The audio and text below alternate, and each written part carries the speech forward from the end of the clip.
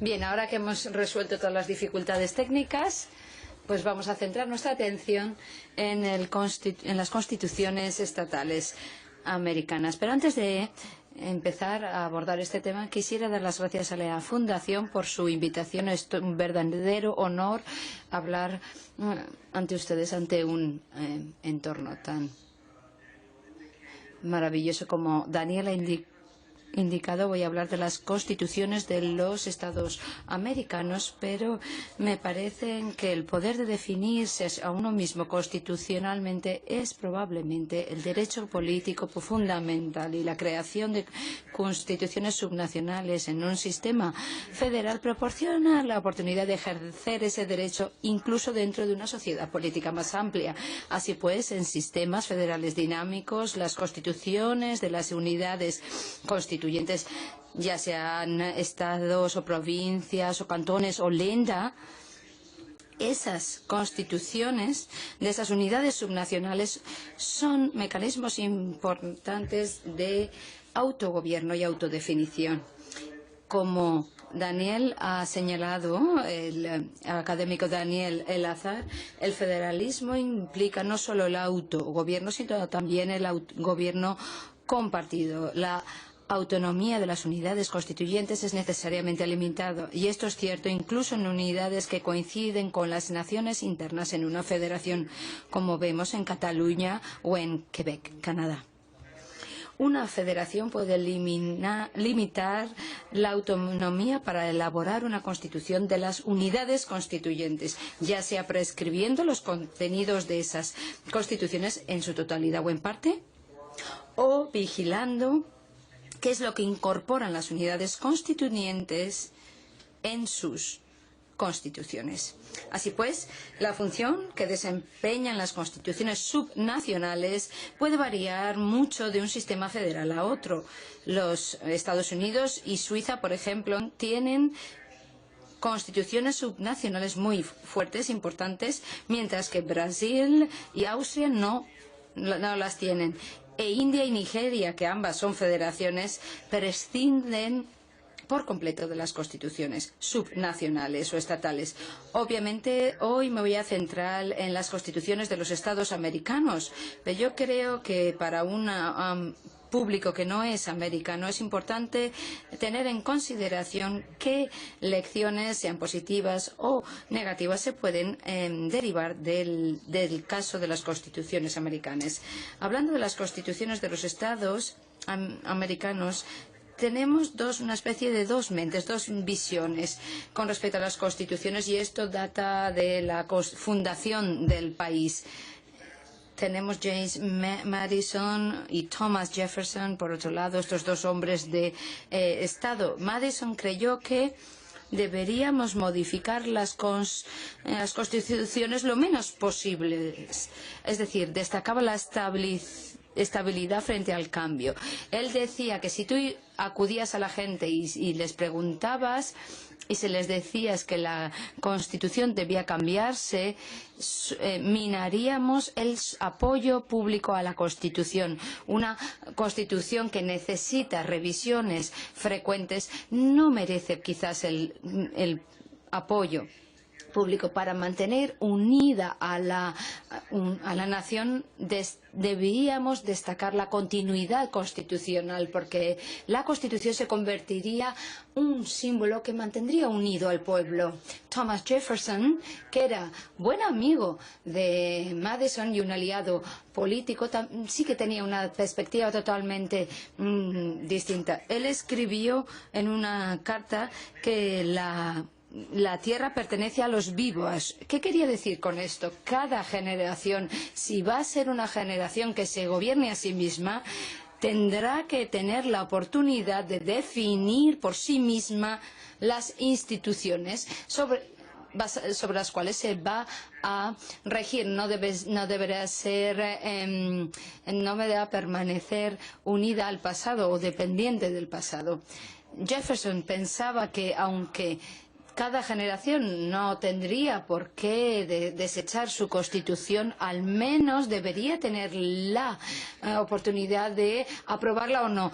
Es decir, determinar si deseaba continuar, mantenerla o no. Además de eso, Jefferson pensaba que aquellos que en un principio habían redactado las constituciones en Estados Unidos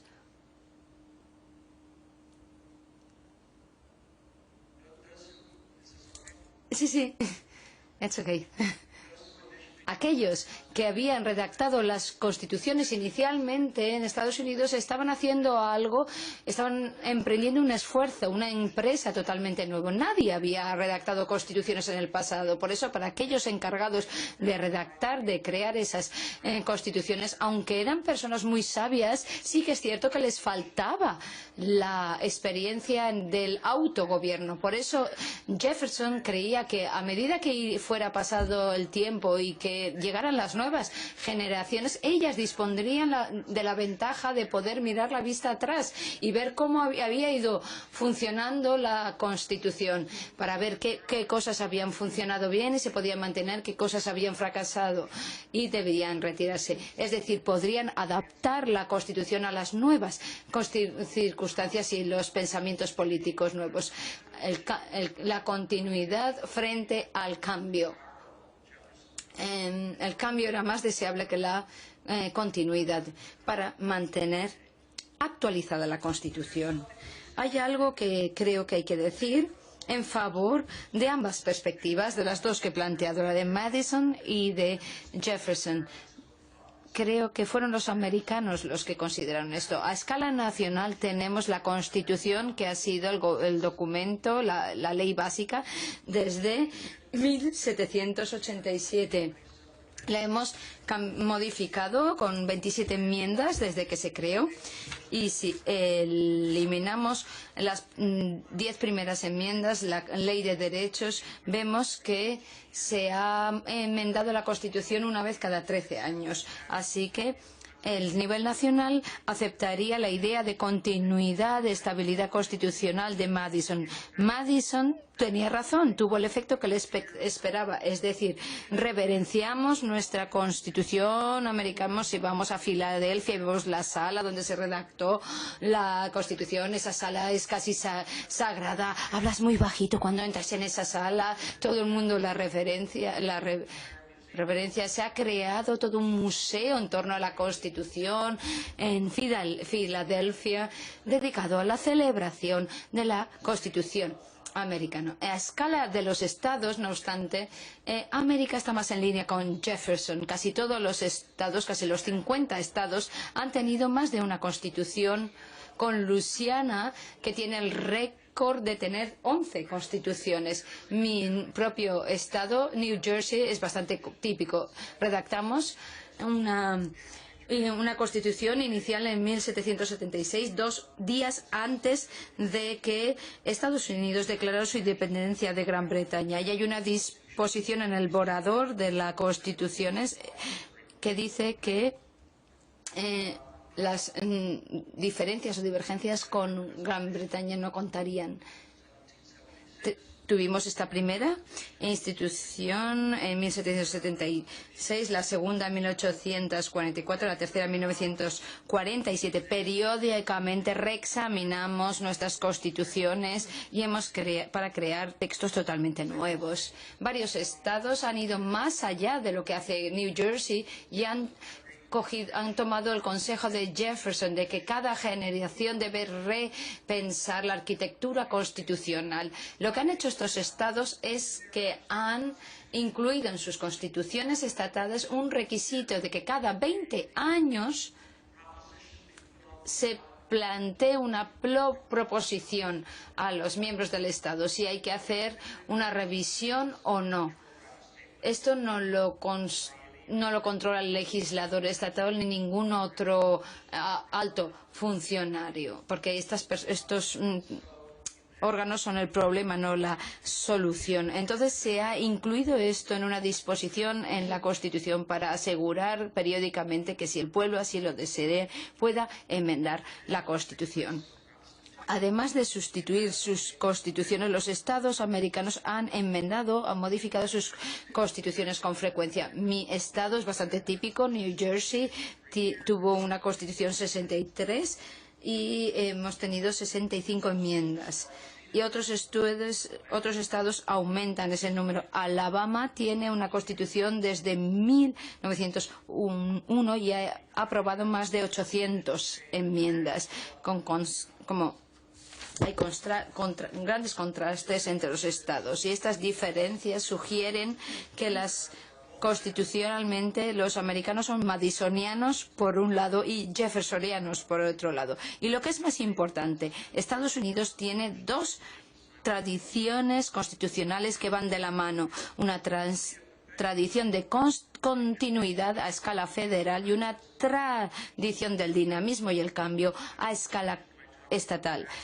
En la conclusión volveré a la idea del dinamismo y cómo interactúan ambas tradiciones.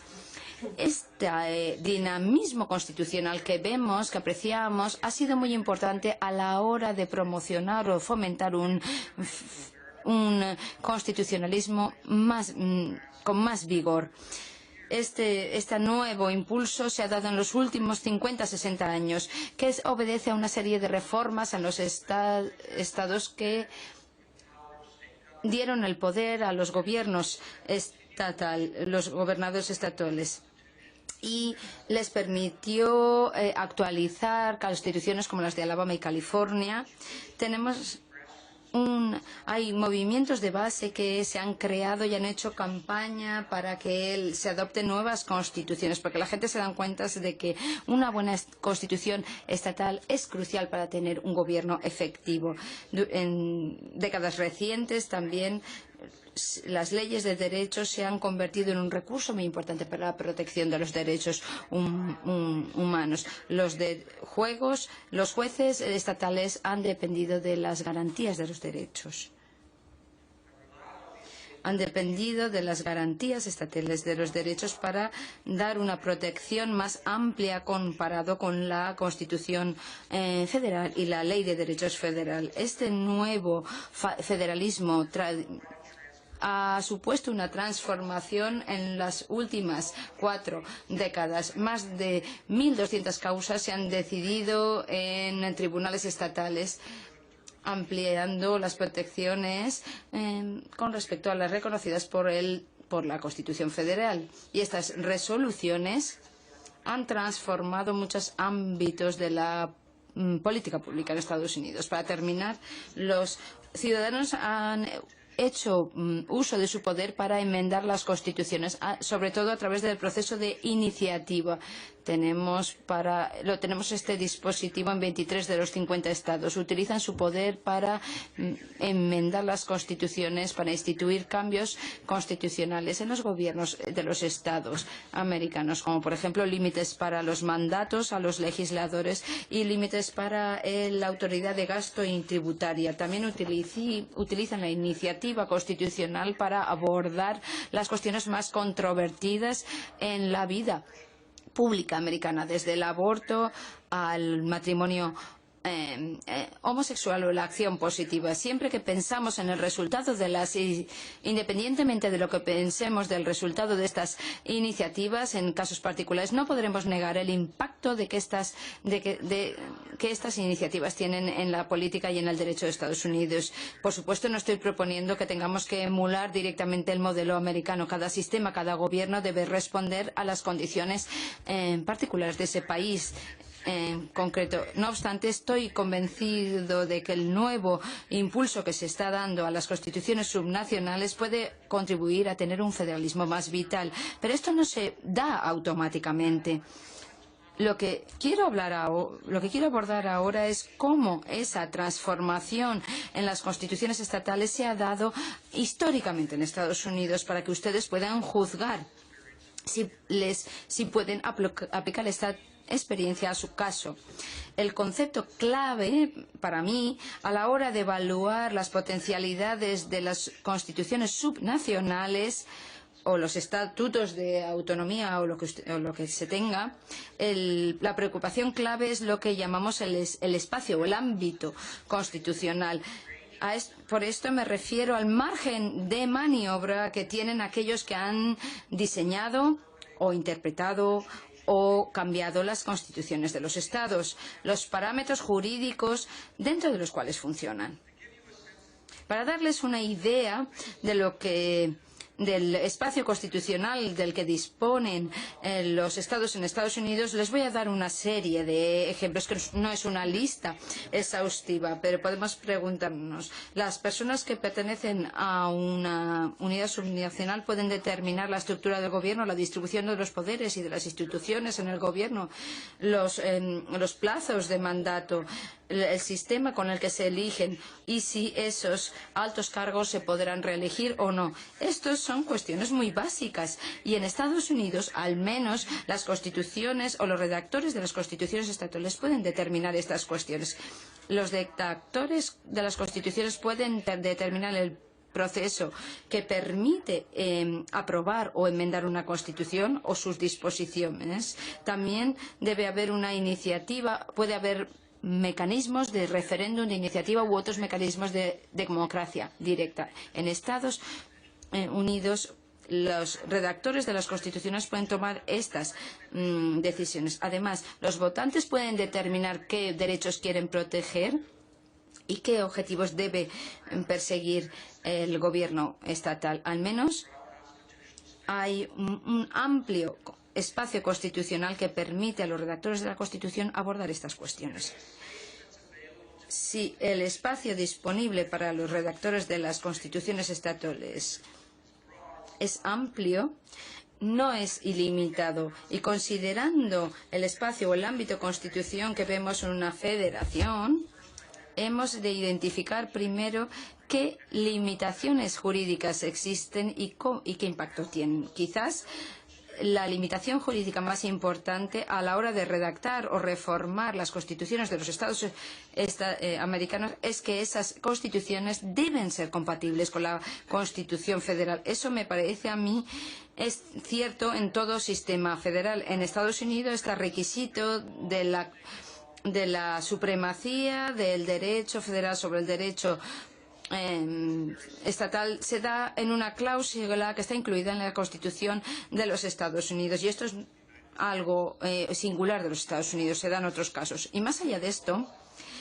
más allá de estas cláusulas, no obstante, la Constitución federal y el derecho federal más en general impone relativamente pocas restricciones al diseño de las constituciones de los Estados americanos.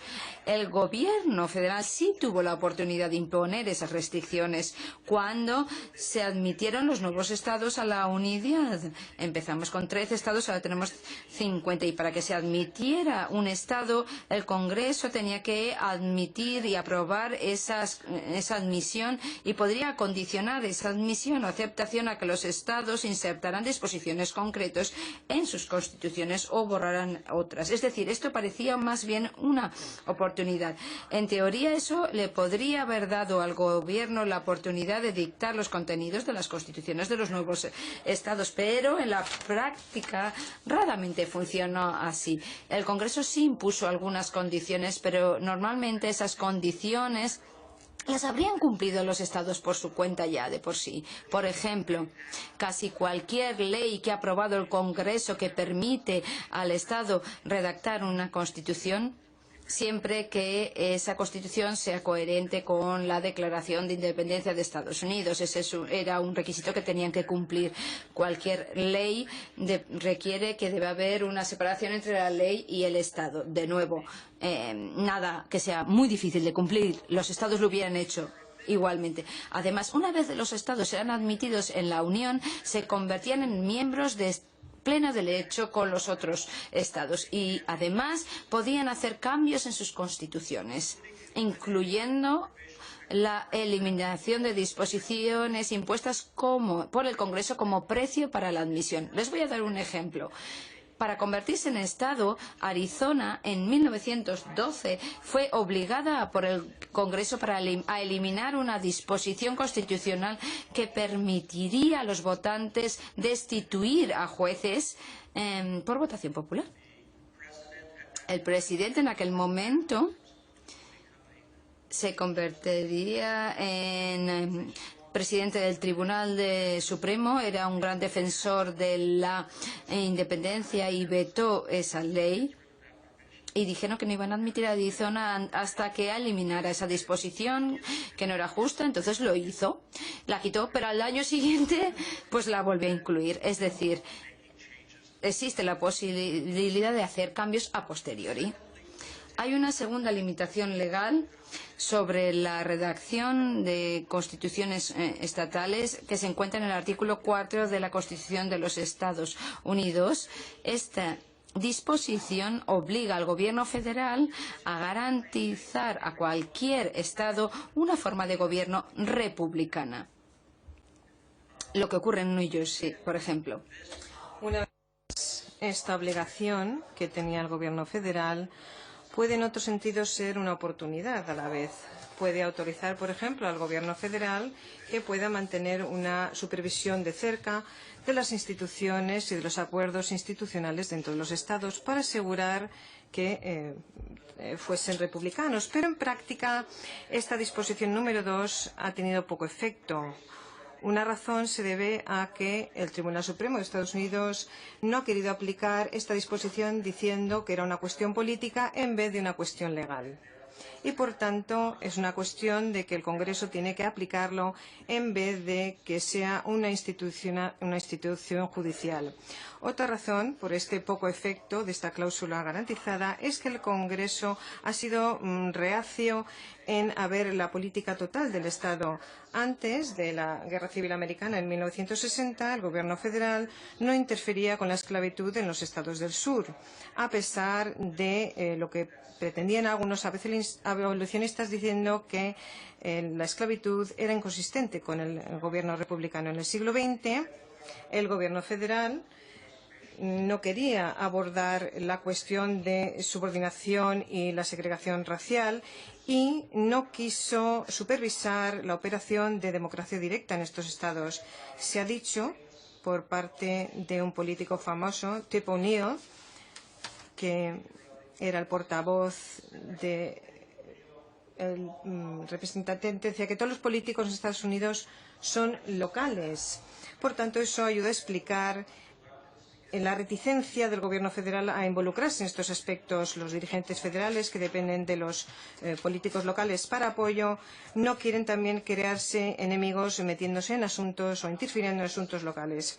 En cuanto a las enmiendas a la Constitución federal, también restringen el espacio constitucional espacial, imponiendo limitaciones sobre los redactores de la Constitución. Pueden crear o bien nuevas obligaciones a que se tiene que cumplir por parte de los estados o pueden abordar áreas que una vez eran de dominio del gobierno estatal.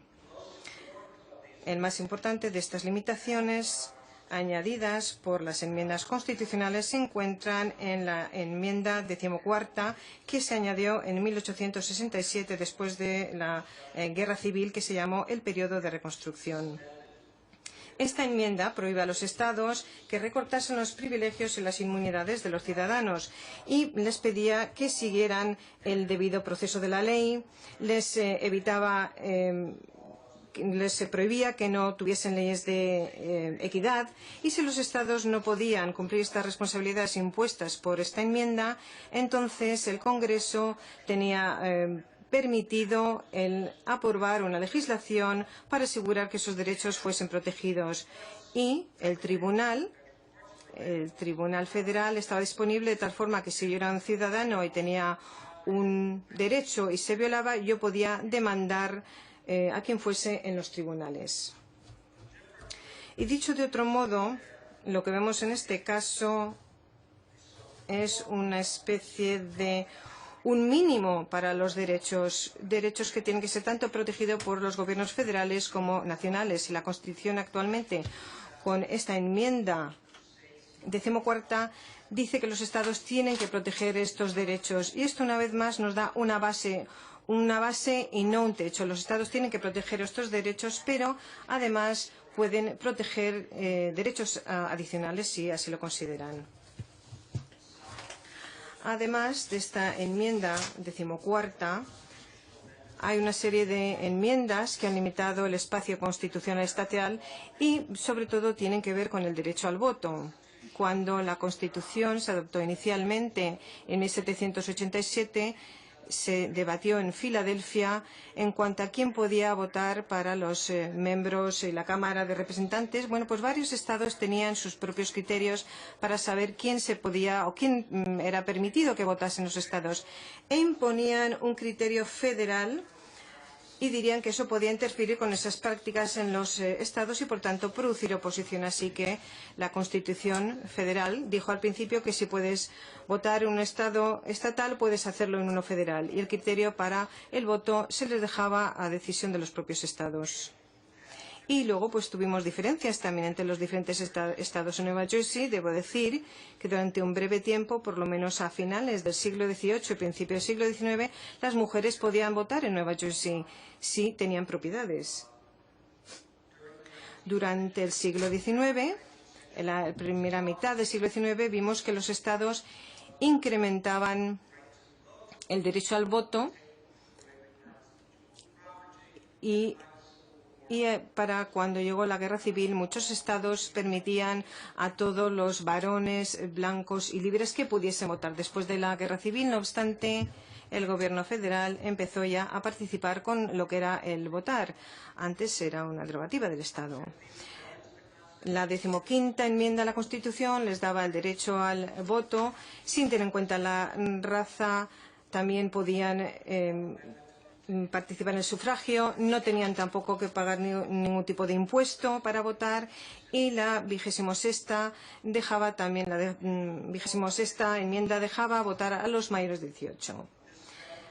Bueno, pues con esta federalización respecto al voto, transformó un campo que ya había sido parte de un constitucionalismo estatal y lo convirtió en una cuestión de constitucionalismo federal y, por tanto, redujo el espacio constitucional federal. En el año 2005, el entonces presidente George W. Bush pidió una enmienda constitucional con respecto a la prohibición de matrimonios homosexuales. Si se hubiese aprobado esta enmienda, y no lo ha sido, pero si se hubiese aprobado, también a su vez hubiera ocupado espacio constitucional, transformando un área de responsabilidad estatal tradicional, o sea, la ley de familias, lo hubiera convertido en un dominio federal. Y, por tanto, siempre hay una posibilidad de que este espacio constitucional quede limitado a través de cambios a nivel federal. Lo que nos indica este estudio es que las restricciones legales sobre la construcción o creación de constitución estatal está bastante limitada. Lo que es importante no es que tengamos simplemente espacio, sino que las personas hagan uso de ese espacio. ¿Reconocen los estados las oportunidades que tienen disponibles? ¿Piensan en seguir a las directrices federales o toman estas oportunidades para desarrollar constituciones que reflejen las necesidades y preocupaciones particulares de su Estado? Si miramos en la historia americana, lo último es el caso. Las constituciones iniciales se redactaron antes de adoptar la Constitución Federal en 1787. Lo que hicieron los estados es vieron los problemas que existían en aquel momento en que había colonias de Gran Bretaña y reaccionaron a ello. Lo que más les chocaba fue que ellos habían sufrido por un exceso de poder por parte de un rey, el exceso de poder de aquellos gobernadores que eran nombrados por el rey. O sea, el poder ejecutivo era lo que tenían entonces. Y, por tanto, estas nuevas constituciones del Estado que se adoptaron tras la Guerra de Independencia, básicamente les daba todo el poder a los legisladores del Estado. Estos legisladores del Estado nombraban a su regidor durante un tiempo de un año. Los legisladores estatales nombraban también a los jueces, nombraban también a otros dirigentes. Igualmente, el gobernador no tenía poder de veto sobre lo que hacía el legislador de Estado Y la teoría política que estaba atrás de estas constituciones era que si teníamos representantes del pueblo y estos representantes eran frecuentemente elegidos porque muchas veces estos legisladores servían un único año, y si teníamos individuos que se escogían frecuentemente ligados al pueblo, no teníamos que preocuparnos de cualquier otro de tiranía, cualquier tipo de tiranía. En cuanto a la experiencia con un gobierno sin chequeo, sin control, eso convenció a los redactores de la Constitución y vieron que no era muy buena idea, pero inclusive estos legisladores de Estado que estaban bajo su control parecía que iban por su propio camino. Esto quedó sobre todo muy claro en el siglo XIX, según los estados empezaban a desarrollar sus economías. ¿Y cómo querían desarrollar sus economías? Pues buscaron el modo de entrar en relaciones, negocios con corporaciones, con los ferrocarriles, por ejemplo, con las empresas constructoras de canales y con otras entidades que construían infraestructuras. Y así el Estado invertía dinero en estas compañías, teníamos monopolios entonces, y esto fue una tremenda oportunidad para la corrupción y simplemente para unas malas gestiones y mala toma de decisiones, porque los estados tenían sus intereses para desarrollar su economía, pero realmente no gestionaban correctamente sus finanzas. Y es algo parecido a lo que tenemos ahora. Pero lo que pasó es que se produjo una recesión. Esto no suena muy familiar, ¿verdad? Hubo una recesión y varios de los estados pues no podían permitirse el lujo de pagar lo que pasó. Muchas veces, pues bueno, no fue una situación demasiado positiva. Y por tanto, tras esta época, las personas que habían visto lo que había pasado, el pueblo que veía lo que pasó, hizo un nuevo acuerdo estatal para volver a evitar que esto se volviese a producir. ¿Y cómo se hace? ¿Cómo se hacen estas nuevas normas? Bueno, pues en las constituciones estatales pusieron una serie de requisitos con respecto a cómo se producía la legislación. Por ejemplo, cada ley que se introducía tenía que ser referida a un comité, tenía que leerse 3 veces antes de ser implementada o adoptada. El título de la ley tenía que reflejar el contenido de este proyecto de ley. Tenían que tratar solamente con un único tema a la vez. Muchas de estas restricciones que se diseñaron para crear transparencia en el proceso de la legislación, de forma que siempre podamos vigilar a los legisladores y asegurarnos que ellos están haciendo lo que queremos que hagan. Bueno, pues todas estas disposiciones no tienen parangón en la Constitución Federal, pero llevaron a la Constitución Federal al día de hoy. Los redactores de la Constitución, según estos requisitos, también introdujeron unos chequeos sustanciales sobre las leyes. Estos chequeos, estos controles, incluían prohibiciones especiales sobre lo que podían hacer los legisladores. Vamos a meditar sobre esto un momento. A ver, pensemos en las diferencias de naturaleza entre la Constitución Federal y la estatal. La Constitución Federal da poder al gobierno federal. En la sección 1 de la Constitución, el artículo 1, dice que todos los poderes legislativos pueden ser ejercidos por el Congreso de los Estados Unidos. Así que el gobierno federal tiene solamente aquel poder que le es otorgada por parte de la Constitución Federal. Todos los demás poderes residuales están en manos de los estados y, por tanto, una constitución estatal no le da poder a un legislador estatal porque el gobierno estatal ya tiene ese poder. Una vez más, estos son poderes residuales y, por tanto, la constitución estatal actúa para limitar a la legislación estatal en vez de darle poder a esta legislación. Si queremos limitar a la legislatura estatal, tenemos que incluirlo dentro de la Constitución estatal y muchas veces hay que incluirlo y redactarlo con gran detalle. Y, por tanto, durante los 1840 y posteriormente hubo una serie de limitaciones que se establecieron sobre la legislación estatal.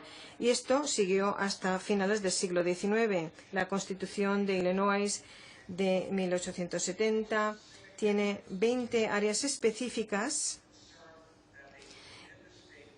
en donde prohibían al legislador tratar con según qué temas. 3 años después, la Constitución de Pensilvania eleva esto a 40 áreas diferentes. La legislación estatal no debe de hacer A, B, C, D, E, F, G, etcétera, etcétera.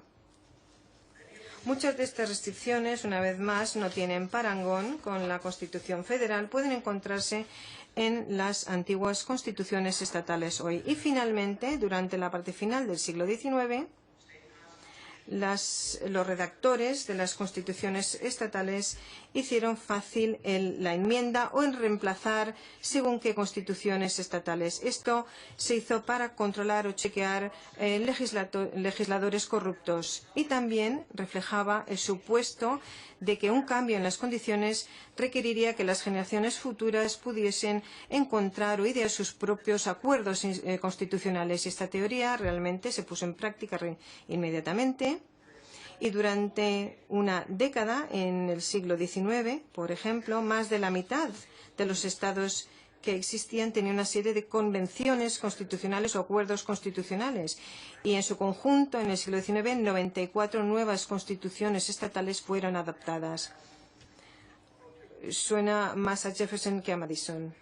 En el último medio siglo, durante la Segunda Guerra Mundial, los estados americanos han sacado ventaja de este espacio constitucional que tenían disponible, vieron oportunidades y tomaron las oportunidades que tenían disponibles. Y las cifras cuentan parte de la historia. Desde 1950, 11 estados han adoptado nuevas constituciones.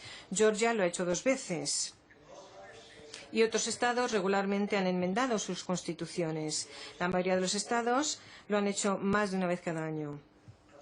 Pero, aún más importante que estas cifras, los estados han protegido los derechos que no se encontraban en la ley de derechos. Por ejemplo, 10 estados han decretado, por ejemplo, el derecho a la privacidad, 17 han prohibido discriminación de género.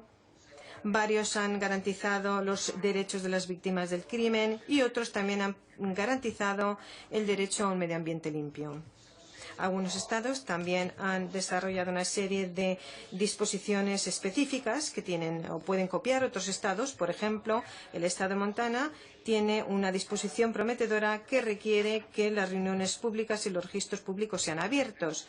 En el estado de Nuevo México, el Estado tiene que dar igual consideración a las necesidades educativas de los latinos y los anglosajones. Y también han cambiado sus constituciones para abordar temas importantes de políticas públicas. Por ejemplo, si no nos fiamos de nuestros legisladores para que sigan la voluntad del pueblo, la voluntad pública, entonces damos las vueltas a la legislatura y ponemos las políticas directamente dentro de las constituciones estatales. Y muchas veces los ciudadanos han utilizado estas iniciativas constitucionales para hacer precisamente eso. Desde el año 2004, por ejemplo, más de la mitad de los estados han adoptado enmiendas constitucionales que restringen el matrimonio entre parejas homosexuales. También han cambiado sus constituciones para limitar el poder del gobierno en lo que se refiere a utilizar el poder de la expropiación, por ejemplo, para un propósito de desarrollo económico. Otros estados han encontrado también enmiendas constitucionales que tienen que ver con cuestiones como, por ejemplo, el juego, la salud, impuestos, educación. Pero la importancia de estas enmiendas es obvia. Lo que a lo mejor es menos obvio es lo que dicen acerca del uso de espacio constitucional en los Estados Unidos. La Constitución Federal es un documento marco bastante breve, casi no dice nada sobre temas específicos de políticas. Estos redactores de las constituciones y los reformistas terminan diciendo que sus constituciones no deben de seguir el modelo federal de una constitución minimalista. Las constituciones estatales, ellos creen, deben de abordar las cuestiones políticas, además de la estructura del gobierno, aunque esto conlleve a crear unas constituciones más largas y más detalladas. Deben de ser cambiadas frecuentemente según surjan nuevos temas y según tengamos nuevas necesidades. Este método característico para el cambio constitucional que reconocen realmente los Estados americanos cuando utilizan el espacio constitucional que tienen disponible. Vale la pena destacar que la Constitución de los Estados Unidos es bastante diferente a las constituciones de muchos otros países en Europa, por ejemplo, o en Latinoamérica. Estas constituciones son más largas, más detalladas, hablan de las responsabilidades gubernamentales, además de sus poderes, definen los derechos en gran detalle. Esas constituciones que tenemos en países europeos y en México y en Sudamérica son, de hecho, mucho más similares a las constituciones estatales que a lo que se redactó en Filadelfia en 1878.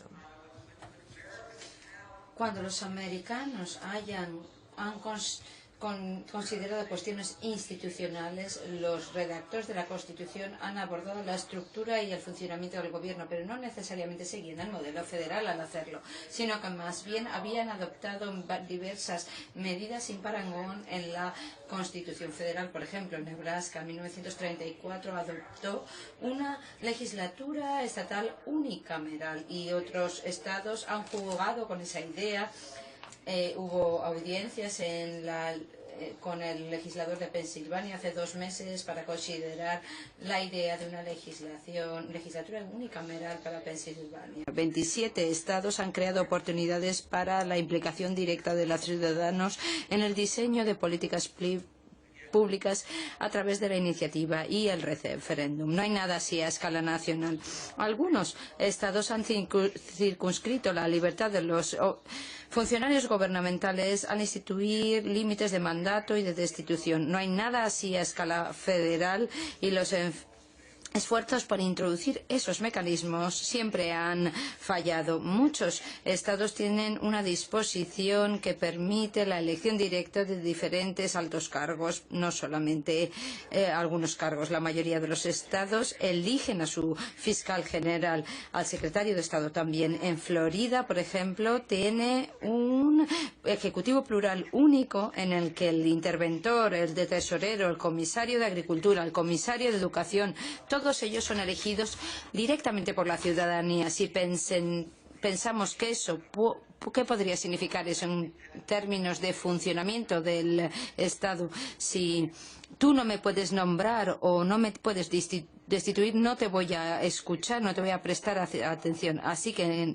el gobierno, el poder del gobierno está distribuido entre distintos cargos. Puede ser una buena idea o no, pero es una idea con la que han experimentado los estados. Los redactores de las constituciones estatales han abordado cuestiones económicas. Le dieron al gobierno un veto sobre artículos que les permitía vetar algunos artículos concretos o reducir la cantidad en cuanto a proyectos de ley de provisión de fondos. Además, se requiere que el Estado mantenga o lleve presupuestos operativos equilibrados. No hay nada así a escala nacional, aunque sí que ha habido intentos de conseguirlo. Si nos centramos si dejamos el diseño constitucional, que es lo que he estado tratando hasta ahora, y nos pasamos a considerar la interpretación de las constitucionales y nos fijamos en el ámbito disponible en la interpretación de las constituciones americanas, podremos detectar algo muy interesante. Al hacerlo, lo que voy a destacar es lo que dijo antes, el federalismo judicial nuevo, es decir, la interpretación de las leyes de derechos estatales para proporcionar una protección más amplia de la que está disponible en la Ley de Derechos Federales. Esta interpretación independiente se aplica más generalmente. El mero hecho de que algunos estados tengan disposiciones peculiares supone que los jueces que interpretan esas constituciones no pueden recurrir a la ley constitucional federal para buscar orientación, porque simplemente no hay disposiciones federales análogas. para entender este fenómeno del nuevo federalismo judicial y la interpretación judicial de las constituciones estatales más en general, debemos recurrir a los fundamentos constitucionales del federalismo judicial americano. Antes de que las colonias americanas ganaran su independencia del gobierno británico, cada colonia gestionaba su propio sistema de tribunales. Y cuando conseguían la independencia, mantenían cada estado sus sistemas de tribunales. Cuando se aprobó la Constitución en 1787, no se eliminó los sistemas de tribunales estatales, operaban uno al lado del otro. En realidad, la Constitución Federal presupone la constitución y el funcionamiento continuado de los tribunales estatales. En el artículo 3 de la Constitución Federal se amplía solo a muy pocas disputas legales. Esta decisión de no ampliar este poder se vincula al diseño constitucional global que establecía un gobierno federal de poderes delegados limitados más que un gobierno federal de poderes plenales. Por eso la gran mayoría de las disputas jurídicas, más del 98%, se resuelven hoy en día en tribunales estatales y no federales, porque ellos determinan hasta qué punto o cómo de bien los jueces administran o actúan. Con relación a los vínculos entre los tribunales, hay tres principios básicos. El primer principio es la supremacía de la ley federal. Como hemos dicho, en la cláusula de supremacía de la Constitución americana, todas las incoherencias entre la ley federal y estatal tienen que resolverse en favor de la ley federal siempre y cuando el gobierno estatal esté operando dentro de su esfera de competencias. Es decir, la Constitución federal, los estatutos y los reglamentos, todos ellos reemplazan la promulgación de leyes estatales. Otro principio sería la autoridad de cada sistema de tribunales para interpretar su propio acervo jurídico. Los tribunales estatales no solo deben dar prioridad a la ley federal sobre la ley estatal, sino que deben interpretar esa ley federal en línea con las sentencias actuales del Tribunal Supremo americano. Por el contrario, a la hora de interpretar la ley del Estado, los gobiernos federales están obligados a aceptar como autoritativa o fidedigna la interpretación de esa ley pronunciada por el tribunal más alto de ese Estado. Esto coloca a los sistemas de tribunales federales y estatales en una posición de igualdad aproximada. Los tribunales federales son los intérpretes autorizados de la ley federal y los tribunales estatales de la ley estatal. Un tercer principio legal es el llamado principio de autonomía. Cuando una causa plantea cuestiones que afectan a la ley federal y estatal, y algo que sucede con bastante frecuencia, el Tribunal Supremo americano no revisará una resolución de un tribunal estatal si está basada en la ley estatal, a menos que sea incoherente con la legislación federal. Es decir, cuando si la causa se puede resolver basándose en la ley federal, la causa se mantiene. El Tribunal Supremo no tiene poder para hacer esa revisión. Esta idea se ha considerado motivos estatales independientes y adecuados por una serie de comentaristas. Estos dos últimos principios, la autoridad de analizar el propio acervo jurídico y el principio de autonomía,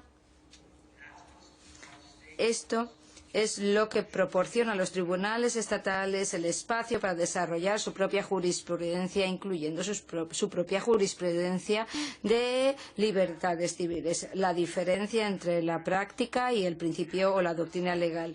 Tener el espacio constitucional a tu disposición no significa que lo vayas a utilizar. En realidad, durante mucho tiempo, los tribunales estatales no aprovecharon la oportunidad de desarrollar su derecho de libertades civiles. Simplemente asumían que las disposiciones federales y estatales suponían lo mismo. No obstante, todo esto cambió a principios de 1970. Y esto es importante para entender el constitucionalismo en la política. El surgimiento de un nuevo federalismo judicial comenzó como una respuesta a cambios en el personal dentro del Tribunal Supremo estadounidense, que simboliza sobre todo el nombramiento en 1969 de Warren Burger, que es para sustituir a Earl Warren como presidente del tribunal. Estos cambios alarmaron a los defensores de las libertades civiles. Estos cambios de personal llevaron a estos defensores a creer que el Tribunal Supremo reconstituido podría erosionar gran parte de los logros que habían conseguido en la era Warren, sobre todo con respecto a los derechos de los demandados en causas penales, que en realidad estos temores resultaron estar bastante exagerados, pero aún así animaron a los grupos defensores de libertades civiles a buscar medios alternativos para salvaguardar los derechos, y esta búsqueda les llevó a recurrir a los tribunales estatales y a las leyes de derechos. El nuevo federalismo judicial podría haber empezado como un intento por sortear las decisiones conservadoras del Tribunal Supremo, pero su carácter cambió con el tiempo. En un principio, el nuevo federalismo judicial estaba limitado a una serie de tribunales pioneros, pero ahora la dependencia de las leyes de derechos estatales se ha convertido en práctica estandarizada en muchos estados. En un principio, la agenda del nuevo federalismo judicial estaba determinada o se dirigía a reaccionarse o anticiparse a fallos del Tribunal Supremo americano, es decir, responder a lo que probablemente iba a pasar a nivel de este Tribunal Supremo. Pero eso también cambió. Los tribunales estatales también siguen abordando cuestiones y toda una gama de cuestiones que abordan cuestiones que no consideran los tribunales federales. Por ejemplo, el Tribunal Supremo en una serie de estados ha considerado impugnaciones a cambios en el derecho de responsabilidad civil. Por ejemplo, hay una serie de estados que han aprobado statutes o leyes parlamentarias para reformar el derecho de responsabilidad civil para beneficiar a los demandados a expensas de los demandantes. También nunca se ha visto ninguna causa así en tribunales federales. Algunos tribunales supremos estatales también han abordado los derechos de los gays y las lesbianas. 3 estados reconocen un derecho constitucional para establecer matrimonios homosexuales. El derecho constitucional estatal se está convirtiendo en un acervo jurídico independiente y no en un mero acervo jurídico definido por su relación con el derecho constitucional federal. Los intérpretes de las constituciones estatales y los diseñadores de las constituciones estatales han ocupado realmente el espacio constitucional que estaba a su disposición. Voy a volver a las nociones sobre Jefferson y Madison.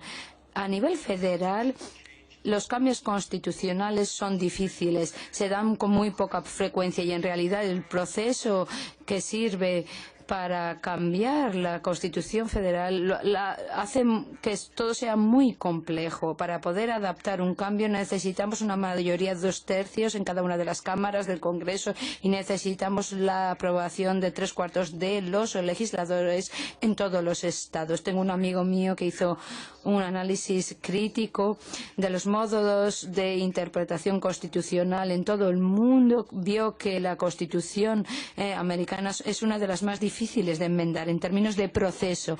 Las constituciones estatales son muy fáciles de modificar. Hay muchos modos de enmendar esas constituciones. Se puede hacer por una iniciativa o consiguiendo suficientes firmas. Si hay una mayoría simple, se puede cambiar al apoyar esa iniciativa. Hay un sistema en Florida donde cada 20 años se crea una comisión, un comité constitucional para analizar cuestiones relevantes y esas cuestiones se pueden incluir en un registro para revisión. y esos cambios, esas enmiendas pueden aprobarla o no el público. La mayoría de legisladores estatales proponen enmiendas y no necesitan 2/3, mayoría de 2/3 en ambas cámaras. La ratificación de los cambios se da por una mayoría simple. Es todo mucho más sencillo. ¿Qué significa todo esto? Eso supone que los estados se convierten en lo que un juez antiguo del Tribunal Supremo decía que eran laboratorios jurídicos de la democracia. Todo es mucho más sencillo a nivel estatal y muchos estados han experimentado con respecto a diferentes medidas políticas, normalmente reemplazando esas medidas en sus constituciones estatales. Y así, si vamos a hablar de disposiciones antidiscriminación, todo empezó en las constituciones estatales, no en la federal. La segregación en las escuelas empezó también a nivel estatal. El derecho de la mujer al voto también comenzó en las constituciones estatales. La compensación o indemnización de los trabajadores, lo mismo. Matrimonios homosexuales actualmente en las constituciones estatales son experimentos de estados únicos que si fracasan, pues el laboratorio se disuelve y no se emulan. Pero si funcionan, los otros estados miran más allá de sus fronteras y buscan y encuentran soluciones en otros estados, es decir, las emulan. Como ven, el derecho al voto de las mujeres es un ejemplo muy interesante. Había 17 estados que dieron a las mujeres el derecho a votar antes de que se convirtiera en una enmienda federal, y a nivel federal los oficiales pudieron ver cómo funcionó esto, cómo funcionaba esto a nivel estatal antes de tomar la decisión de adoptar la enmienda a nivel federal. La idea de tener un federalismo dinámico, un constitucionalismo dinámico a escala estatal y un estudio más detallado a nivel federal, al menos en Estados Unidos ha funcionado muy bien. No sabemos qué ocurrirá aquí en España. Muchas gracias por su atención.